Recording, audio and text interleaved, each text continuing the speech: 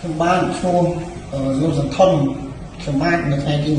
21 ខែ11ដល់វេលាម៉ោង9ជាងខ្ញុំបានហើយមេក៏ប្រាយខ្ញុំផ្កាយខ្ញុំឈ្មោះធាងត្រីក៏បានប្រាយខ្ញុំទៅយកបងប្អូននៅបលៀនជាមួយតកងឡានគ្នាខ្ញុំមាន3នាក់ហើយក៏បានទៅយកបលៀននេះខ្ញុំបានទីវិញខ្ញុំអត់បានទៅយកបងប្អូនតកែទេខ្ញុំក៏ជិះឡានទៅហូបបាយសិនដល់ពេលចេញទៅបាយវិញក៏បានមកបង្កចំនួនបញ្ហានៅលើតាមដងផ្លូវធ្វើឲ្យមានការឆ្លុះប្រកែកគ្នាធ្វើឲ្យប៉ះពាល់ដល់បណ្ដាញសង្គមសាធារណៈសូមបងប្អូនអធិស្ឋានសូមមេត្តាយកលេងតួខ្ញុំបានសន្យាថានឹងឡើងមានកំហុសនេះជាលើកទី2ហើយខ្ញុំបានឈ្មោះយើងវិចិត្រនៅថ្ងៃទី21ខែវិច្ឆិកាឆ្នាំ2015ខ្ញុំបាន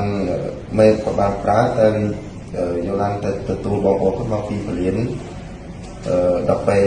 ទៅខ្ញុំមកប្រហែលជា9ជាងខ្ញុំបានអត់បានទៅយកគាត់ទេខ្ញុំបានមកហូបបាយនៅគីឡូ6ហើយបន្ទាប់ពីហូបបាយនេះក៏មានករណី